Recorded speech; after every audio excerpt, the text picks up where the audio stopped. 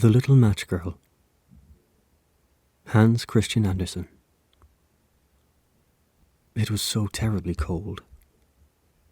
The snow was falling, and it was almost dark.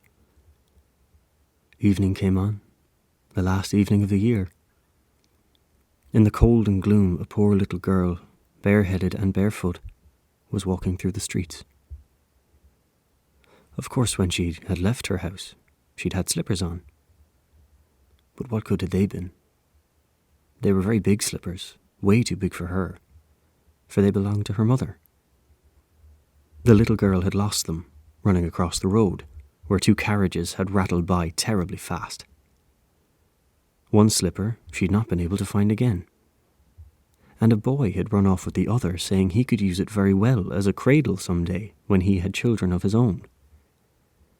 And so the girl walked on her naked feet, which were quite red and blue with the cold. In an old apron she carried several packages of matches, and she held a box of them in her hand. No one had bought any from her all day long, and no one had given her a cent. Shivering with cold and hunger, she crept along, a picture of misery. Poor little girl. The snowflakes fell on her long fair hair, which hung in pretty curls over her neck. In all the windows, lights were shining, and there was a wonderful smell of roast goose, for it was New Year's Eve. Yes, she thought of that. In a corner formed by two houses, one of which projected farther out into the street than the other, she sat down and drew her little feet under her.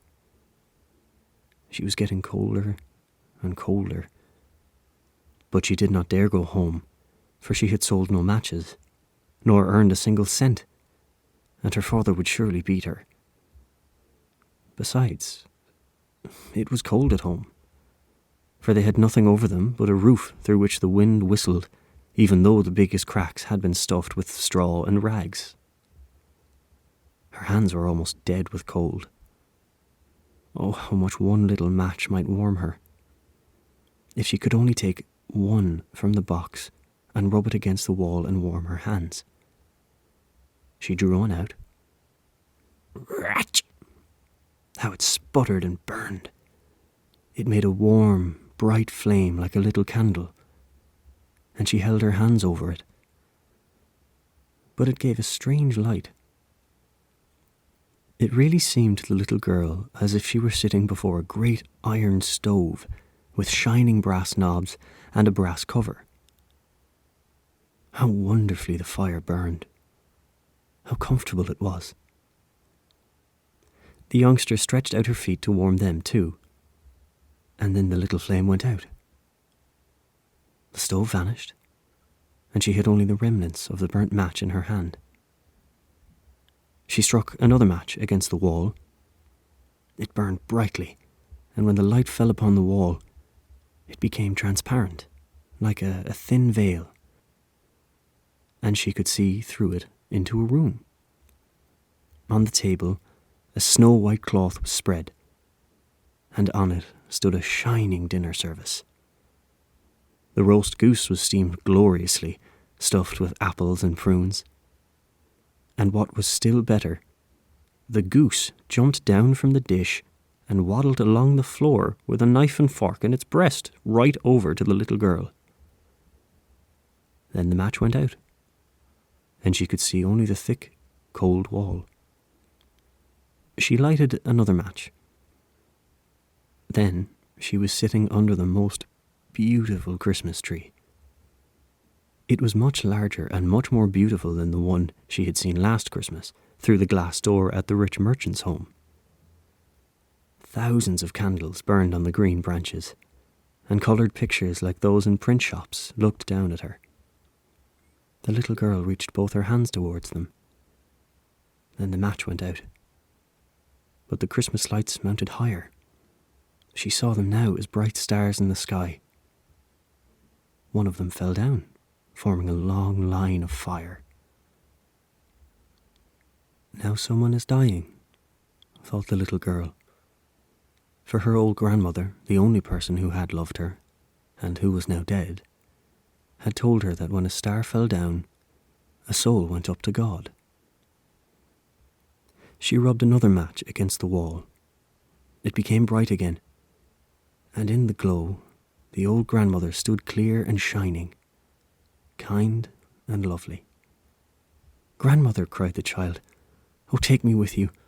I know you will disappear when the match is burned out. You will vanish like the warm stove, and the wonderful roast goose, and the beautiful big Christmas tree."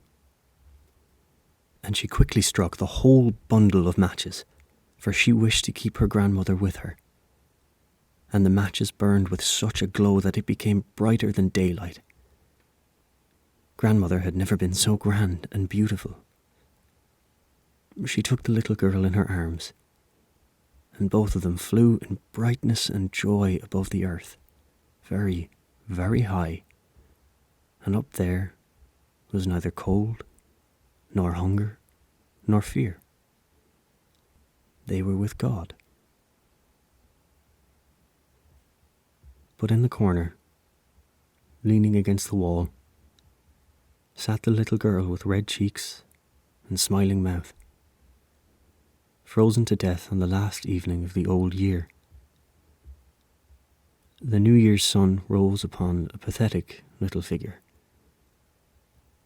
The child sat there, stiff and cold, holding the matches, of which one bundle was almost burned. She wanted to warm herself, the people said. No one imagined what beautiful things she had seen, and how happily she had gone with her old grandmother into the bright new year. The end.